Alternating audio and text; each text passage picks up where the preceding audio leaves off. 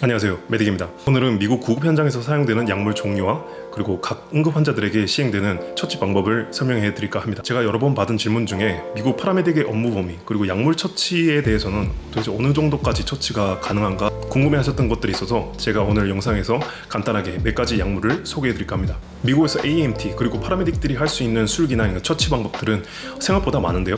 술기 중에 체스트 디컴프레션이나 오픈 크래크 같은 바늘 혹은 절기를 통해서 기도 관리를 하는 처치법이 있는데 사실 이거는 저도 학교에서 연습만 했었지 실제로 해본 적도 그리고 하는 걸 본 적도 없을 정도로 드문 처치법입니다. 반면에 조금 더 현장에서 많이 이루어지는 처치법은 이 약물을 사용한 약물 치료법인데요. 약 종류가 다양하지만 이번 영상에서는 심정지 그리고 쇼크 환자에게 사용되는 수축제 베이소프레서라고 하죠. 대표 약물 3가지를 보여드리겠습니다. 설명해드리기 앞서 미국에선 대다수의 도시들이 각각의 프로토콜을 가지고 있고 또 약물 처치, 약물 종류도 조금씩 차이가 있기 때문에 제가 설명해드리는 처치법이나 이런 약물 종류들은 여기 뉴욕시 프로토콜에만 해당되는 점임을 참고해 주시면 좋겠습니다. 이제 혈관 수축제 같은 경우에 병원에서는 사용하는 약물 종류가 여러 가지 있지만 현재 저희 파라메딕이 구급에서 사용할 수 있는 약물 이 3가지는 에피네프린, 노레피네프린 그리고 도파민입니다.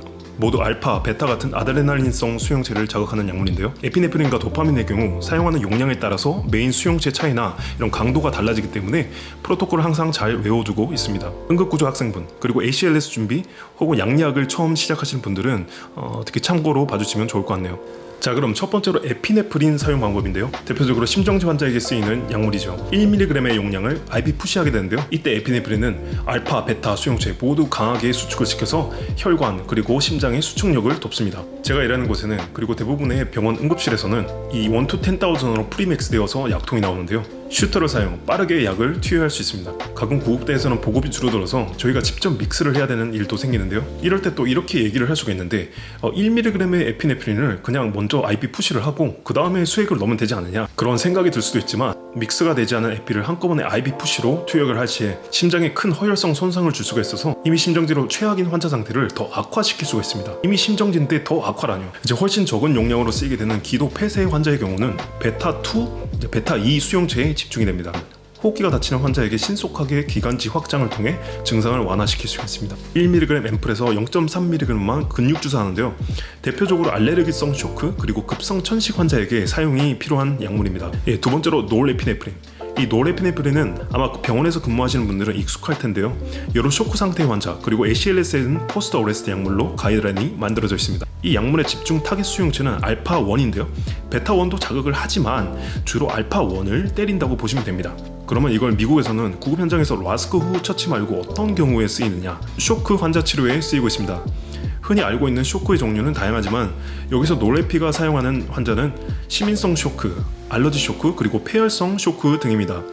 이 중 주로 폐혈증이나 아나플렉시스처럼 혈압이 떨어지는 환자를 치료하기 위해 쓰입니다. 폐혈증 쇼크 환자 같은 경우는 베이소다일레이션, 즉 혈관이 확장되어 있는 상태이기 때문에 이 알파1을 자극하는 노레피 투여가 효과적일 수 있는데요.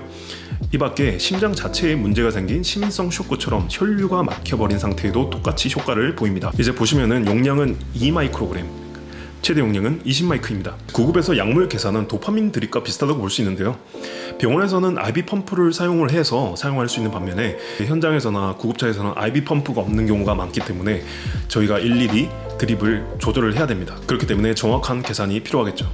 다음으로 도파민 사용을 소개해드리겠습니다. 일단 도파민을 설명하자면 이노트로픽, 즉 심장의 수축을 올리는 약물로 널리 알려져 있습니다.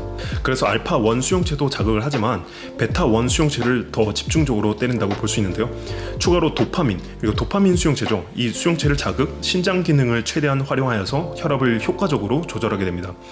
대표적으로 사용되는 경우는 혈압이 떨어지는 섬액 환자, 그리고 이외에도 알레르기성 쇼크, 그리고 시민성 쇼크에도 노르에피와 더불어 옵션적으로 사용이 가능하게끔 저희 지침이 만들어져 있습니다. 도파민은 미국에서 파라메딕 시스템이 처음 만들어지기 그 초기부터 사용되었던 어떻게 보면 좀 역사가 깊은 약물인데요. 당시는 쇼크 등으로 혈압이 떨어진 환자를 치료하는 유일한 심장 수축제였습니다. 현재는 여러 연구를 통해 병원 안에서 주로 오더되는 노레피 같은 약물을 추가하게 되었죠. 사실 뉴욕도 노레피네프린이 업무 범위에 들어온 지 몇 년 되지 않았어요. 그전에는 무조건 도파민을 사용했죠. 도파민이 어떻게 보면 찬밥 신세가 되었는데요. 실제로는 노레피보다 심장을 수축하는 기능은 더 우수하지만 그만큼 부작용도 많기 때문입니다. 그래서 이런 부작용이 비교적 적은 이제 노래피를 선호하게 되고요. 대다수의 병원 구급대, 제가 일하는 병원 구급대 같은 경우도 도파민 보급을 조금 중단시키고 노래피만 사용하게끔 하고 있습니다. 물론 교정이 안 되는 섬액 환자의 경우 프로토콜에 따라서 도파민을 옵션적으로 의료 지도 받아서 사용을 해야 되는데요. 아트로핀이나 TCP, 이제 페이싱이죠.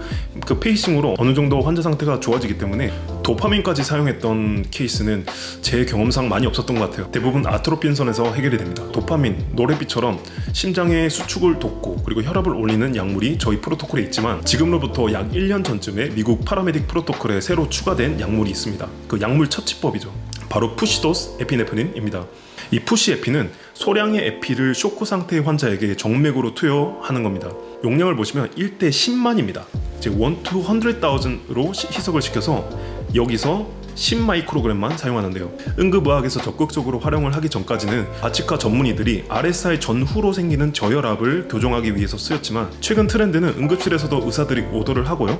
구급 현장에서는 파라메딕들의 스탠딩 오더로 이제 추가가 되어서 심장 쇼크, 폐혈증 그리고 심정지 라스크 후 혈압이 떨어진 경우에 혈압을 올리는 용도로 쓰입니다. 참고로 ACLS에 있는 에피드립, 에피드립은 제가 일하는 곳에서는 사용하지 않고 있어요.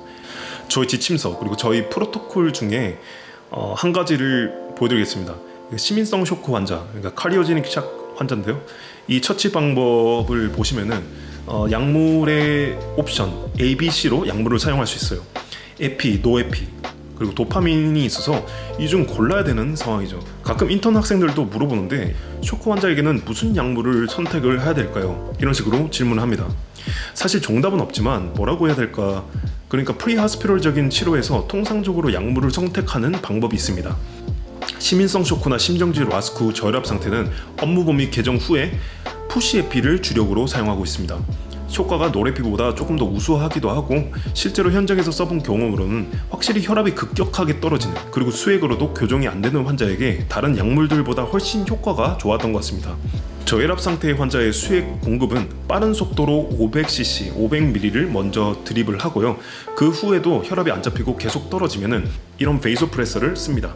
그리고 여러 연구 결과에서도 드립으로 사용하게 되는 도파민이나 노래피보다 소량의 에피를 IV 푸시하는 것이 조금 더 안전한 방법이라고 하고 있습니다. 간혹 미국에서도 여러 의사분들, 특히 구급 현장에 경험이 없는 분들은 저희 파라메딕이 현장에서 처치하는 이런 약물 처치법에 대해서 다소 회의적인 시선을 가지기도 하는데요. 의사가 아닌 저희 병원 전 단계 의료진들이 이런 신중한 판단이 필요하고 때론 부작용이 생길 수 있는 약물을 사용하는 것에 대해 과연 이게 환자에게 효과가 있는 것인가, 득보다는 실이 되는 것은 아니냐는 말들이 많습니다. 물론 이런 약물 처치를 해서 부작용, 그러니까 컴플리케이션이 생길 수가 있습니다. 하지만 환자가 이미 위독한 상태고 심장이 멎을 만한 확률이 조금이라도 있으면은 최대한 약물을 사용해서 생명의 끈을 붙잡고 있어야 되겠죠. 상식적으로 환자가 쇼크 상태에서 오랜 시간이 지나며 심정지로 가는 건 시간 문제라고 할 수 있습니다. 오늘 제가 설명한 것에 대해서 궁금한 점이 있으면 댓글로 달아주시면 제가 답변해드리겠습니다. 영상 시청해주셔서 감사합니다.